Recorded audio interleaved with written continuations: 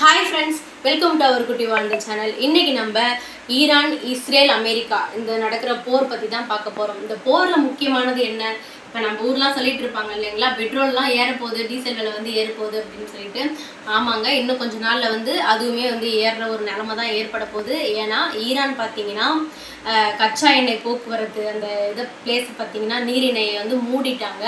Hormuz நீரிணை இதுதான் வந்து நம்ம உலகத்தோட 25% கச்சா எண்ணெய் போக்குவரத்தை வந்து கட்டுப்படுத்தி வச்சிருக்குது.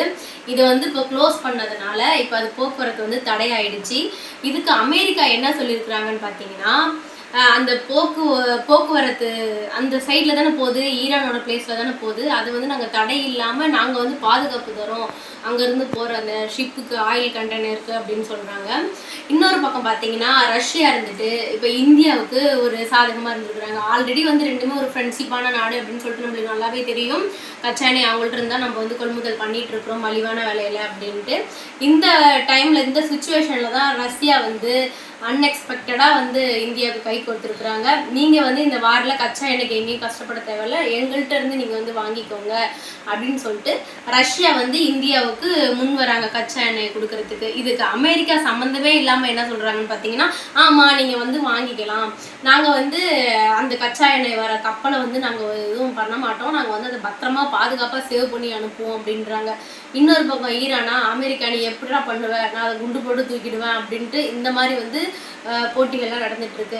இந்த போட்டிகள்லாம் நடந்துட்டு இருக்கிற இன்னொரு பக்கம் பார்த்தீங்கன்னா காங்கிரஸ் தலைவர் இருக்கிறாங்க இல்லைங்களா, அவர் என்ன சொல்றாருன்னு பார்த்தீங்கன்னா, அமெரிக்கா வந்து இந்தியாவுக்கு கச்சா எண்ணெய் ரஷ்யா வந்து தரத அந்த கப்பலை சேஃப்டியாக அனுப்பும்னு சொல்றதுக்கு ஃபஸ்ட்டு இவன் முதல்ல யாரு, இவன் அனுமதி கொடுத்து தான் அந்த கப்பல் வந்து அங்கேருந்து வருமா அப்படின்னு சொல்லிட்டு சொல்கிறாங்க. இப்போல்லாம் வந்து மோடி வந்து வாயை திறக்க மாட்டார், ஏன்னா அமெரிக்கா கிட்ட போயிட்டு மோடி வந்து இந்தியா வந்து அடகு வச்சுட்டாரு அப்படின்னு சொல்லிட்டுலாம் வந்து இந்த காங்கிரஸ் தலைவர் பேசிகிட்டு இருந்தாங்க. சரிங்க ஃப்ரெண்ட்ஸ், இப்போ நிறையா பொருளாதார ரீதியில் வந்து இப்போ நாடு வந்து இப்போ போக போகுதுன்னு தெரியுது, நிறையா பிரச்சனை ஏற்பட போகுது, விலையெல்லாம் வந்து ஏறப்போகுது, பெட்ரோல் டீசல் விலையெல்லாம் ஏறப்போகுது.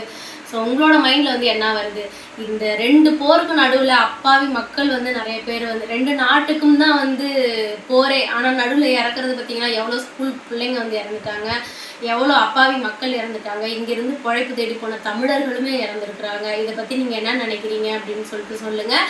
இந்த வாரோட கண்டினியூஸ் வீடியோ அப்படியே அடுத்த வீடியோவில் அப்லோட் பண்ணுறோம், அதை அப்படியே பார்த்துக்கோங்க. நம்ம குட்டி வாண்டு சேனலுக்கு என்றைக்குமே ஆதரவாக இருங்க. Thank you to all, bye.